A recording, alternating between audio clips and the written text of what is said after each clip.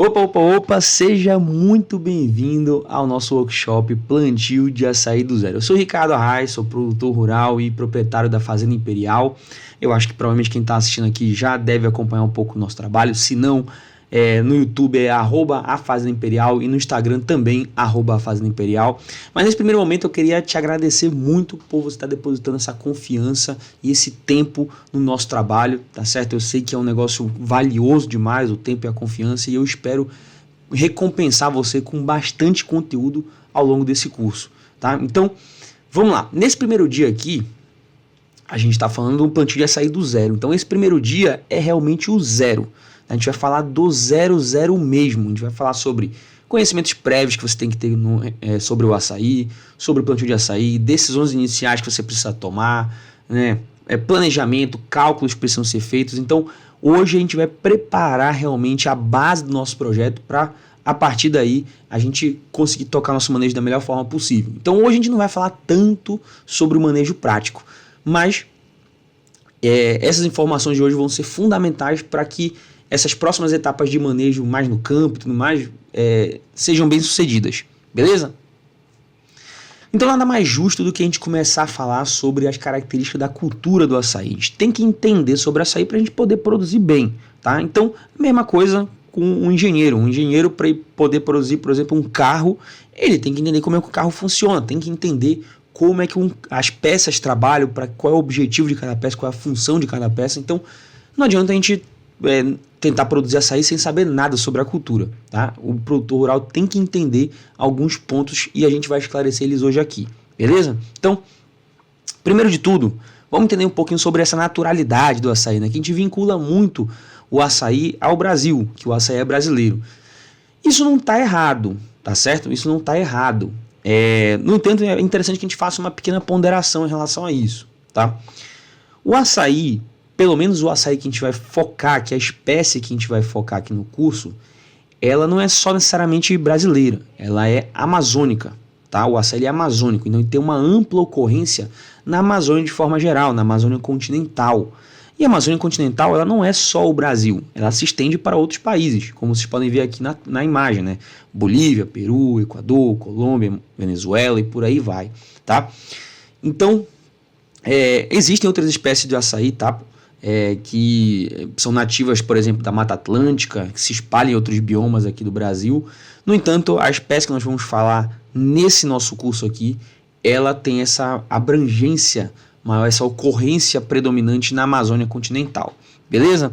Isso é interessante a gente saber porque essa faixa, essa distribuição aqui, essas regiões, elas têm características climáticas e de flora e fauna também muito parecidas, tá? Então, a gente vai destrinchar um pouquinho isso aí, mas é interessante que a gente já entenda esse comportamento da cultura, beleza?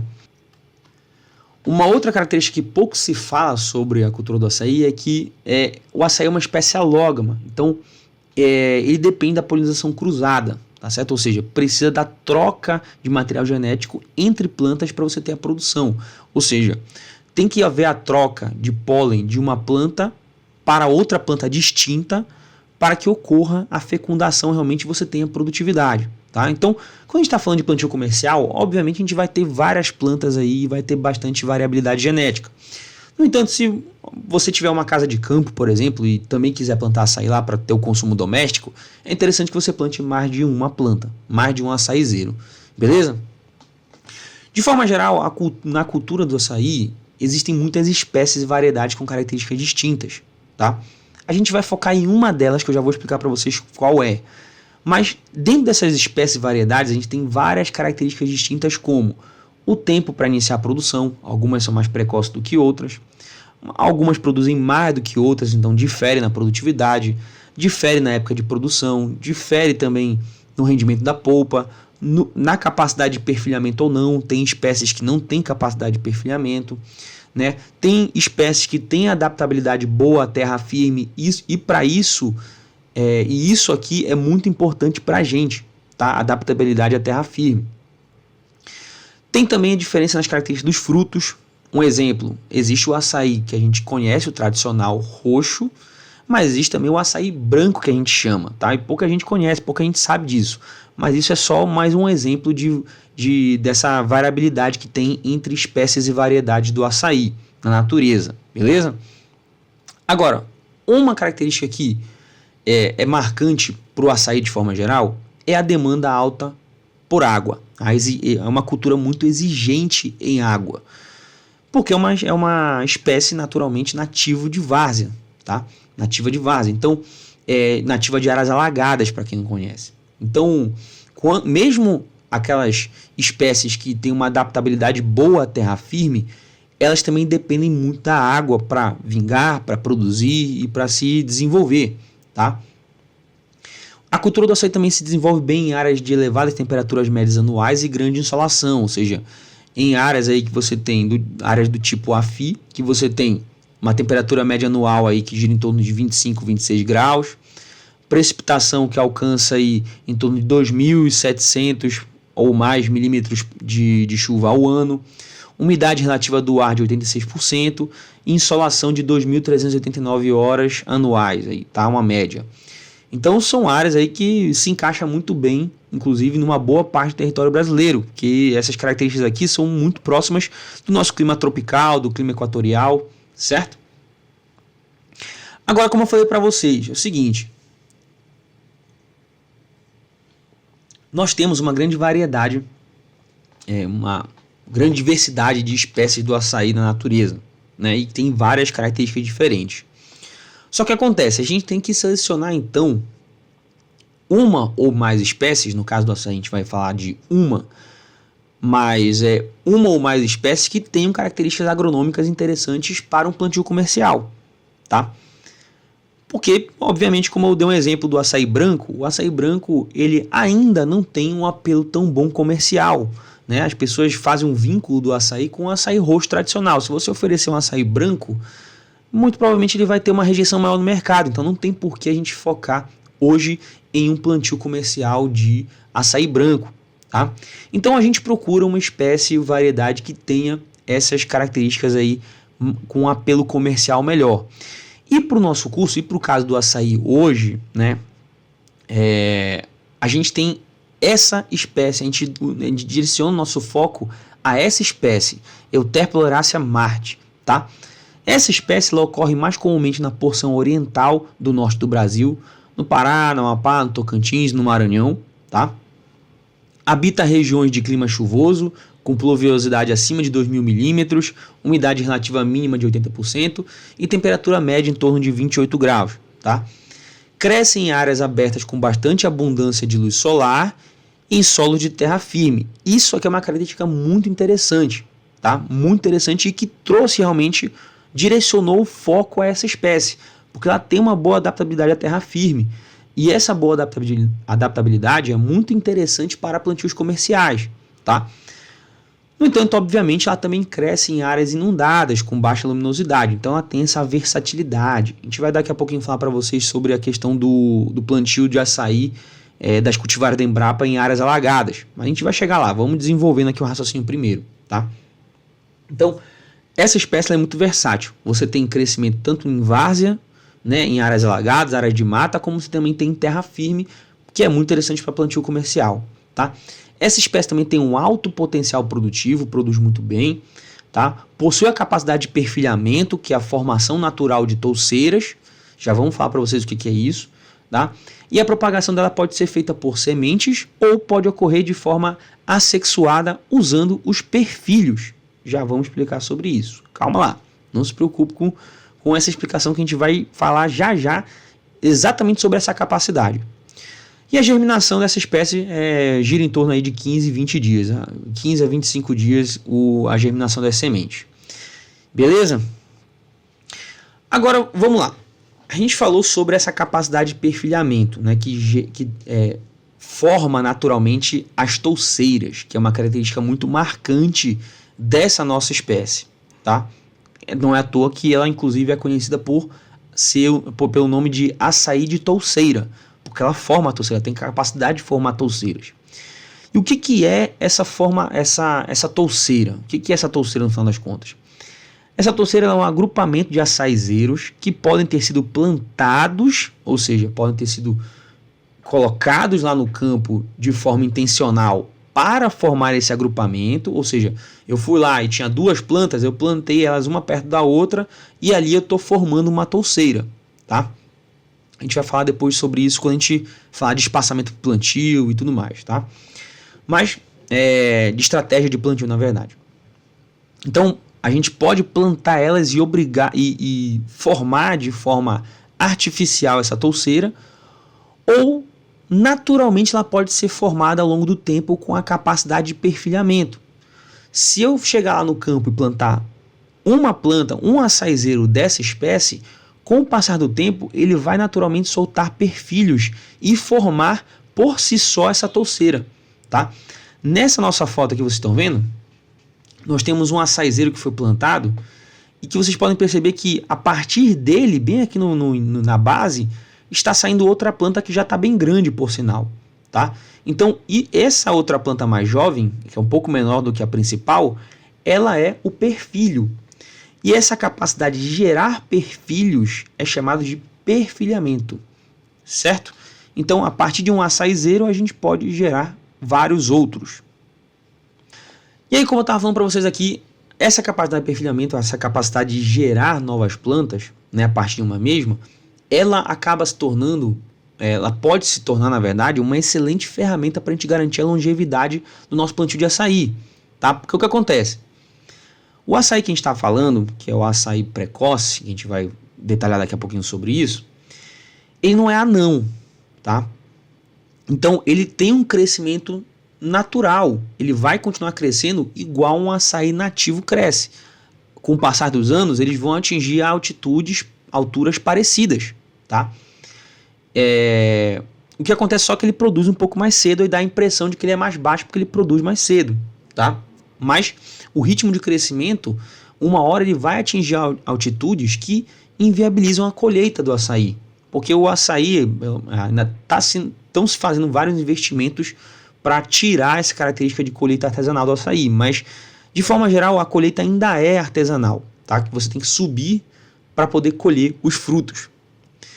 E chega um momento que essa altura da palmeira é tão grande, do açaizeiro é tão grande, que inviabiliza, porque demora para você fazer a colheita, é custoso e também perigoso, tá? Então, se você não tiver uma estratégia de manejo dos perfilhos, o que acontece é que quando essas palmeiras, o açaizeiro chegar nessa altura em que inviabiliza a colheita, você vai ter que eliminar essa planta e você vai ter que replantar. E como a gente vai ver daqui para frente, daqui a pouquinho, mesmo o açaí precoce, ele começa a produzir com 3 anos em torno de 3 anos. Então, imagina você ter que cortar todo o seu plantio e esperar 3 anos para começar a produzir. Muito complicado, tá? Muito complicado. Então, fazer um manejo de perfis é interessante porque quando uma das plantas da touceira atingir essa altura muito elevada, que inviabiliza a colheita, a gente vai lá e corta ela e a outra assume o lugar. E por aí vai. Então, a gente nunca vai precisar refazer o nosso plantio, tá? No entanto, eu estou falando isso, mas existe ainda um debate muito grande entre os produtores de açaí sobre o impacto do perfilhamento na produtividade. Alguns produtores alegam que o perfil ele suga a planta-mãe. E assim, de forma geral, isso não está errado, tá? No entanto, quando a gente trabalha com perfilhos, a gente tem que ajustar o nosso manejo para garantir que os nossos perfilhos vão ter nutrientes suficientes e não vão precisar sugar a mãe, tá? Porque o que acontece muitas das vezes é que muitos produtores acabam plantando um açaizeiro, ele perfilha e o manejo... Agora você tem 2 plantas, quando ele perfilhou você tem 2 plantas, mas o manejo continua sendo como se fosse só uma. Entende? Então, aí o que acontece? Realmente o perfilho vai atrapalhar, os dois vão se atrapalhar na verdade, tanto a mãe quanto o perfilho, porque elas vão acabar disputando pelos nutrientes e vai faltar para uma delas, tá? Então a gente precisa fazer esse ajuste do manejo.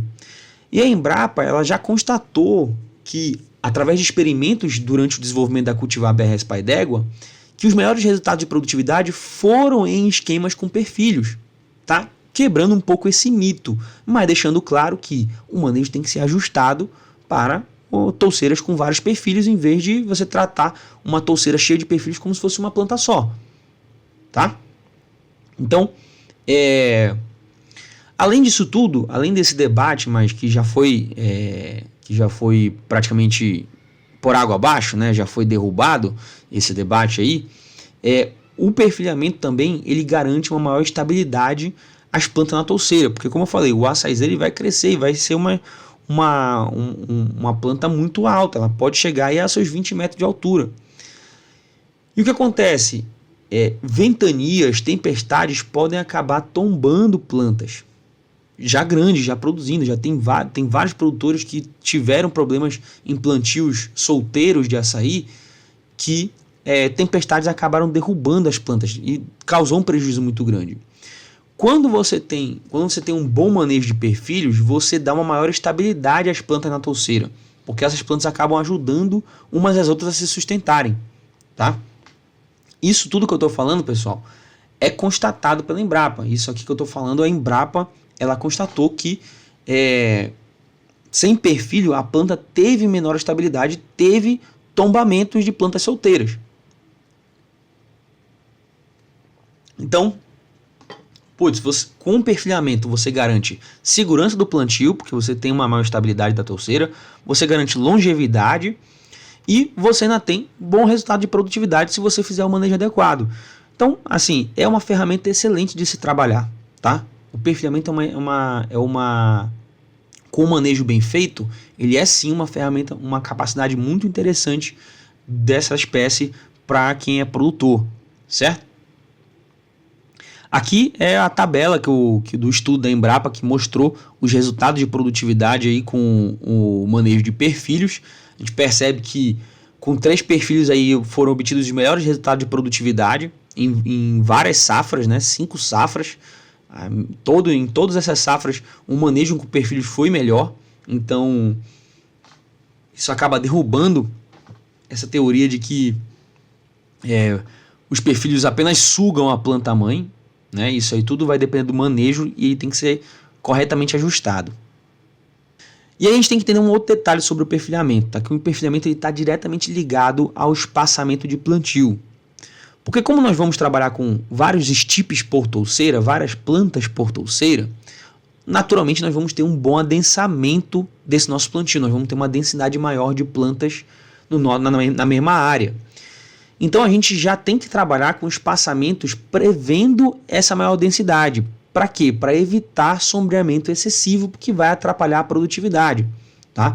Então, a Embrapa tem algumas recomendações. A gente vai falar sobre espaçamento, mas ela já adianta de que se você trabalhar com uma touceira com 3 estipes, é interessante que você conduza ele com um espaçamento de no mínimo 5 metros por 5 metros, tá? Se com esse mesmo espaçamento você aumentar o número de estipes para 4, vai haver sombreamento na área e vai atrapalhar a produtividade. E aí você teria que mudar esse espaçamento e aumentar ele ainda mais, certo? Então o espaçamento está altamente interligado com o perfilhamento, e essa é mais uma negligência por parte de alguns produtores que falam que o perfilhamento atrapalha a produtividade, porque eles não preveem essa maior densidade. E aí acaba que os perfilhos ficam adensados, ficam sombreados, porque eles não fizeram o espaçamento adequado para se encaixar as touceiras com mais estipes, e aí a produtividade cai por causa do sombreamento excessivo. E gera toda essa teoria de que o perfilhamento atrasa a produtividade. Mas na verdade foi a organização do plantio que também não favoreceu. Certo? Bom, antes de eu avançar aqui, a gente vai chegar na parte de falar sobre as cultivares da Embrapa, que é um dos nossos focos aqui. No entanto, eu gosto de começar pelo mercado do açaí, porque eu gosto de juntar a explicação das características do açaí, que eu já expliquei para vocês agora, com as demandas do mercado, para a gente entender como as cultivares da Embrapa vão ajudar a gente, tá? Então, entendido, guardado na memória essas características do açaí que eu falei para vocês, vamos falar um pouquinho do mercado do açaí, para depois a gente unir os pontos, tá? Desde a década de 1990, o mercado do açaí vem passando por uma grande expansão. tanto em produção rural como em consumo e comercialização. Ou seja, está crescendo em todas as áreas da cadeia produtiva do açaí. Tá? Essa expansão, né, ela representa um aumento na demanda tanto no território nacional como internacional. Então, tudo isso, esse aumento de produção, de consumo e comercialização é fomentado tanto dentro do Brasil quanto fora. O açaí ele realmente está ganhando o Brasil e o mundo.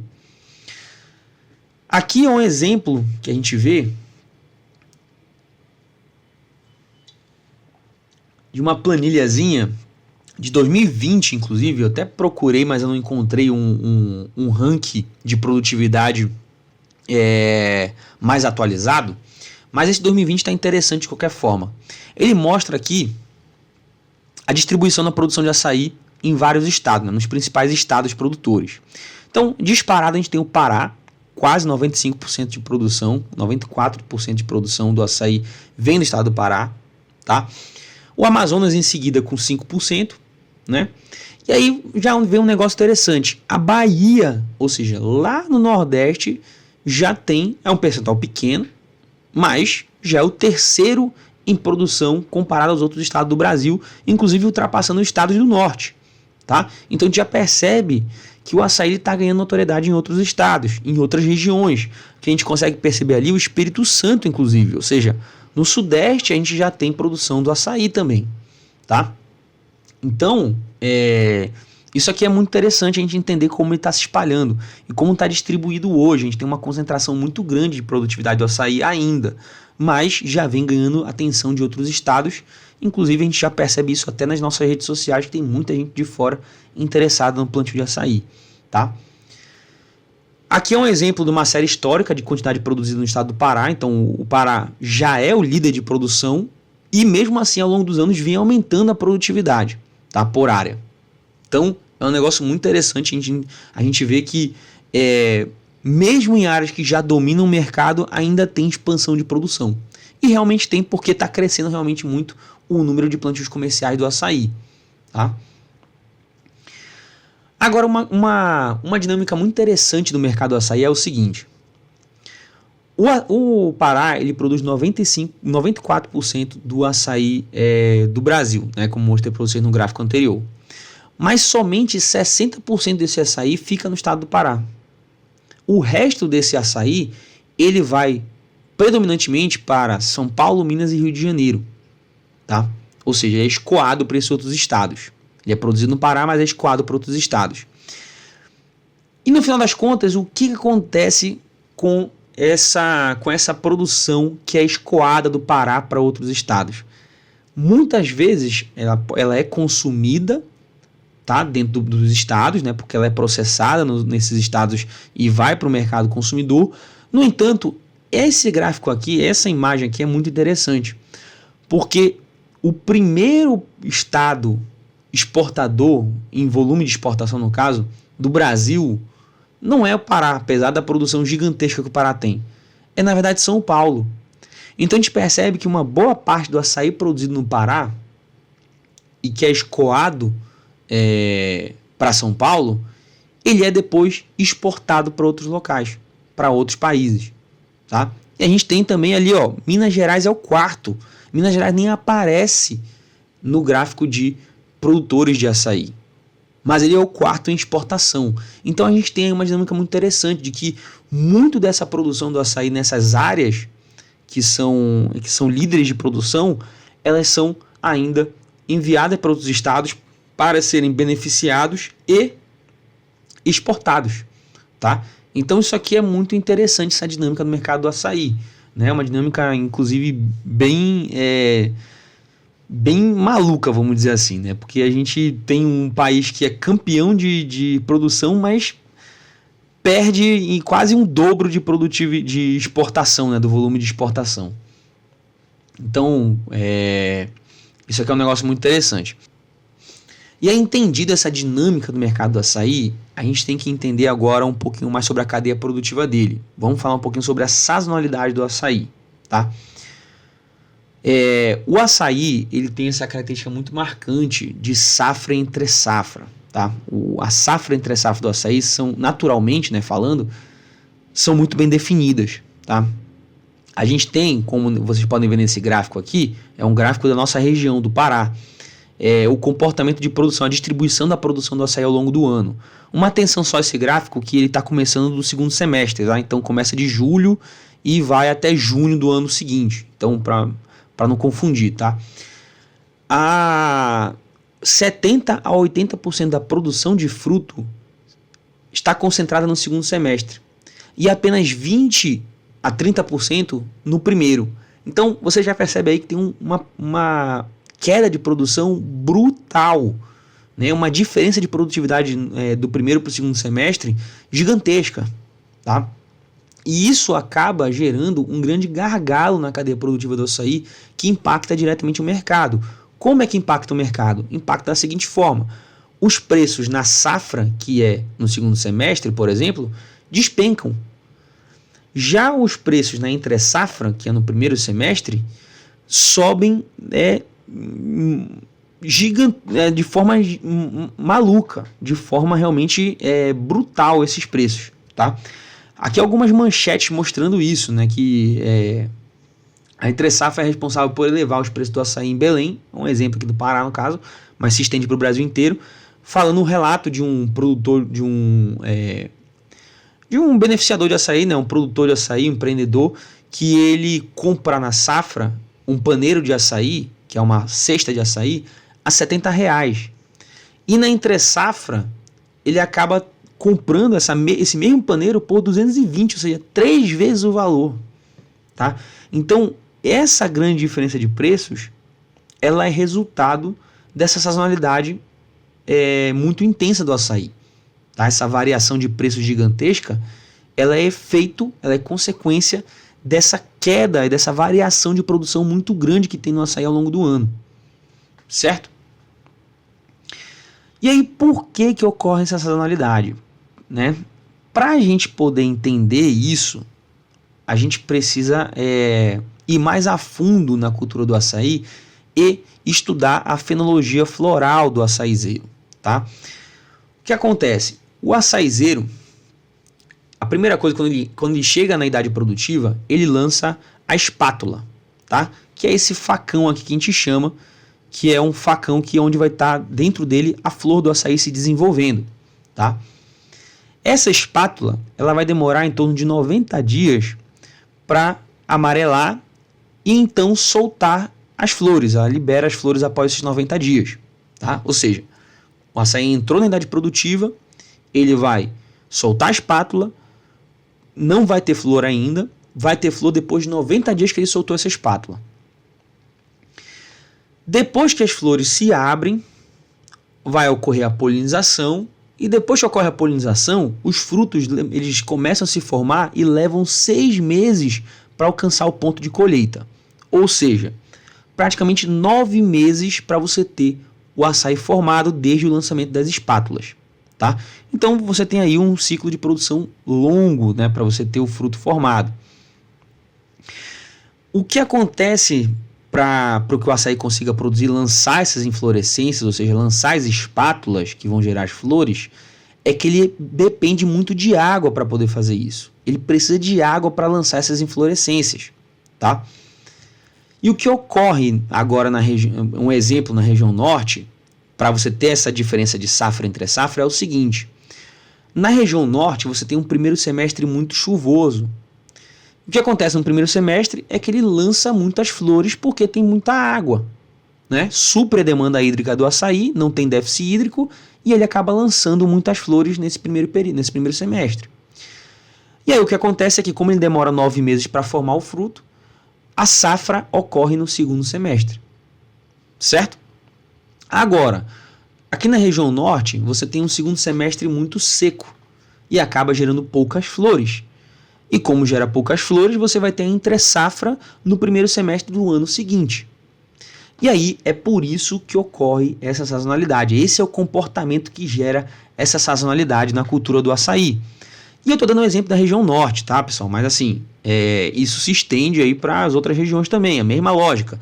O período chuvoso, tanto é que isso varia realmente. E tem regiões que o açaí produz em épocas diferentes porque o regime de chuvas é diferente, tá? Mas o que precisa entender é que quando você tem bastante água, o açaí vai lançar suas flores. Quando você supra a demanda hídrica do açaí num período, ele vai lançar as inflorescências. Tá? E aí você vai ter, no semestre, depois de 9 meses, a colheita dessas flores que foram lançadas e vingaram. Beleza? E aí, agora que a gente entendeu sobre característica da cultura do açaí, mercado do açaí e o gargalo da produção do açaí, a gente consegue unir esses 3 pontos e responder essa pergunta. Qual é o maior objetivo do produtor de açaí? Eu acho que vai ficar muito claro que é a gente equilibrar a produção de açaí ao longo do ano. Ou seja, a gente quebrar a sazonalidade, produzir mais na entre-safra, para quando os preços eles estão elevados. Tá? E como a gente consegue alcançar isso? Né? Como a gente consegue alcançar esse objetivo, esse maior objetivo? Utilizando cultivares da Embrapa, irrigação e manejo adequado. Tá? Primeiro de tudo, por que a utilização das cultivares da Embrapa? Tá? As cultivares da Embrapa, elas são tecnologias desenvolvidas e comprovadas de variedade de açaizeiro que se adaptam bem à terra firme, ou seja, a gente consegue plantar em terra firme elas, em áreas que não são alagadas, o que possibilita o manejo comercial, tá? E elas têm uma boa produtividade documentada, né, comprovada, na entre-safra, só que usando irrigação. Tá? Então a Embrapa deixa muito claro que precisa da suplementação hídrica para a gente alcançar esse potencial produtivo dessas cultivares na entre-safra. Mas ela tem isso documentado. Tá? A irrigação, obviamente, vai ser a maneira da gente fornecer água para a planta no período de seca. E o manejo adequado, o que eu quero dizer, vamos destrinchar um pouquinho essa definição generalista, né? É o seguinte, além da irrigação, a planta vai precisar também de nutrição adequada, ou seja, adubações, vai precisar de bom aproveitamento de luminosidade, ou seja, a gente vai ter que fazer um espaçamento adequado, e outros manejos, como roçagem, como controle de manejo de perfilhos adequadamente, controle de pragas, né? Enfim, que a gente vai falar ao longo do curso, beleza? Então são esses 3 pontos aqui que a gente tem que focar para a gente atingir esse nosso objetivo, para tornar o nosso plantio de açaí altamente lucrativo. Tá? A chave para isso é a gente conseguir quebrar a sazonalidade e produzir na entre-safra também em uma quantidade relevante. Tá? Bom, e agora a gente deixou uma lacuna nessa nossa explicação, porque a gente ainda não falou sobre as cultivares da Embrapa. Né? A gente ainda não falou sobre as cultivares da Embrapa, então a gente precisa primeiro definir o que é uma cultivar. Tá? E a gente não consegue definir a cultivar sem entender o que é espécie e o que é variedade. Então vamos lá, o que é uma espécie? Uma espécie, os biólogos definem como populações de organismos que possuem um nível elevado de semelhança genética, tá? Ou seja, organismos parecidos geneticamente. E o que é uma variedade agora? Tá? É quando organismos da mesma espécie se diferem dos demais no que se refere a alguns caracteres botânicos, como por exemplo a cor da flor. Tá?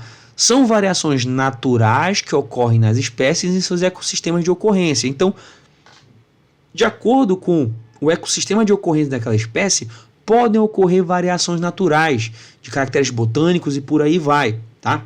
Então, são organismos da mesma espécie, mas com variações naturais. Tá? Bom, e agora entendido então o que é espécie e variedade, vamos seguir para o nosso foco, que é descobrir o que é uma cultivar. Cultivar, tá, é um termo, é uma abreviação de um termo em inglês que é cultivated variety, tá, que significa variedade cultivada em português. Tá? Então, o que significa isso, essa variedade cultivada? Significa que a planta, né, em questão, o açaí, foi encontrada uma variedade na natureza que tinha algumas características interessantes. E foi retirado da natureza algumas amostras dessa variedade, levado para um ambiente controlado e desenvolvido através de seleções sucessivas, ou seja, eu pego as sementes dessa variedade que eu encontrei na natureza, que tem características interessantes, ou seja, vamos dar um exemplo, encontrei na natureza um açaizeiro que se adapta bem à terra firme. Pô, isso aqui é muito bacana. Vou lá e pego algumas sementes para produzir mudas dessa variedade que eu encontrei, faço um plantio em uma área controlada para que eu possa fazer o meu manejo nessa minha área, para ver a resposta dessas minhas plantas ao manejo. E o que acontece? Eu começo a documentar isso. Ó. Essas plantas tiveram tal resposta a esse manejo. Algumas foram melhor do que outras. E o que eu faço? Eu pego a amostra dessas plantas também que tiveram melhor resultado, levo para um outro ambiente controlado, um outro talhão, por exemplo, e faço novamente a mesma documentação, o mesmo manejo ou um manejo melhorado, e faço novamente a documentação dos resultados. E aí faço essa seleção sucessivamente até encontrar uma padronização de características e de resultados que já tem um apelo excelente comercialmente falando, tá? E aí, fazendo essas seleções, né, que eu estou falando para vocês aqui, foram desenvolvidas e foram registradas as cultivares BRS Pará e BRS Pai d'Égua. Aqui está um exemplo do boletim técnico que está tudo documentado de como foram feitas essas seleções, o potencial, é onde a Embrapa registra as características dessa cultivar e o histórico dessa cultivar, tá? E hoje a Embrapa tem lançado 2 cultivares, a BRS Pai d'Égua, que é a mais recente, lançada por volta de 2019, e a BRS Pará, que é um pouco mais antiga, lançada por volta de 2005, tá? São 2 excelentes cultivares, elas têm características muito próximas uma da outra, tá certo? Então por isso que eu vou dar aqui as informações genéricas de cada uma delas, tá? Mas são excelentes cultivares, nós temos inclusive no nosso plantio as 2 plantadas lá, temos tido excelente resultado com as 2, mas muita gente tem preferido, né, por ser uma tecnologia mais recente, o BRS Pai d'Égua, tá? E quais são as características agronômicas das cultivares, tá? Por exemplo, foi registrado pela Embrapa que essas cultivares elas conseguem produzir o ano inteiro, tendo um equilíbrio maior de produção na entre-safra, chegando a bater 46% da produção na entre-safra, ou seja, nós pulamos de 20% da produção na entre-safra, de 20 a 30 para 46%, ou seja, equilibrando praticamente, quase igualando nossa produção da safra entre safra. E isso é fantástico para a gente que é produtor, porque como eu falei para vocês, quebra a sazonalidade do açaí, tá?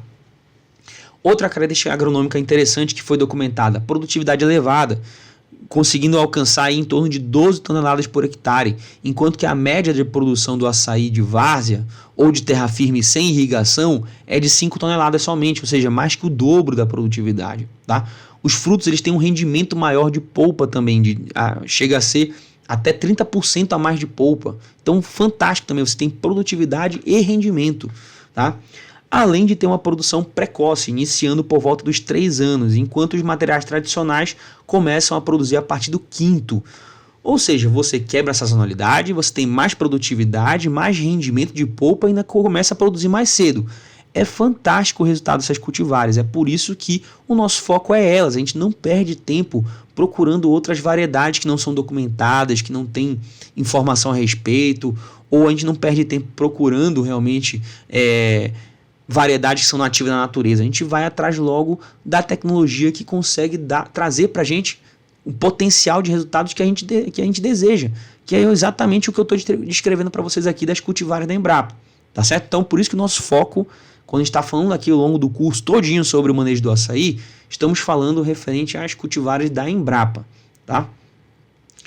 Agora, isso não vem de graça, tá? Porque a Embrapa, ela descreve para a gente um manejo adequado que a gente tem que ter para que a gente alcance o potencial dessas cultivares. Então não é só a gente pegar a semente e jogar no campo que a gente vai produzir tudo isso que elas prometem. Não é assim que funciona, tá?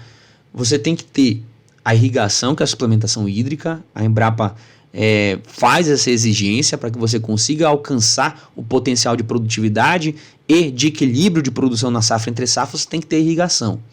Adubação adequada, dá uma recomendação de adubação para a gente poder nutrir bem a nossa planta e dá também orientações sobre o esquema de plantio e espaçamento, certo? Então a gente tem que cumprir isso aqui para que a gente consiga cobrar realmente ou tomar como base o potencial das cultivares. Se a gente fugir disso aqui, eu tenho irrigação, mas não faço adubação adequada, você não tem como cobrar o resultado das cultivares. Eu faço irrigação e adubação, mas o meu esquema de plantio é totalmente diferente. Não tem como cobrar o resultado. A gente tem que seguir as orientações para a gente conseguir se aproximar desses resultados. Se a gente fugir disso aí, a gente foge do parâmetro de comparação. A gente tem sempre que entender isso aí, beleza? Beleza, então, entendido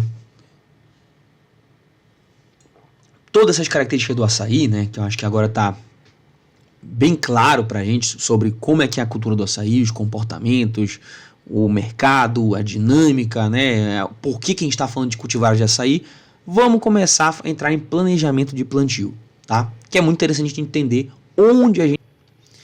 Isso que você acabou de assistir é apenas um trechinho de uma das nossas aulas do nosso curso de plantio de açaí do zero, tá? E você pode estar agora interessado em assistir as aulas completas, assistir o curso completo. Como é que você vai fazer isso?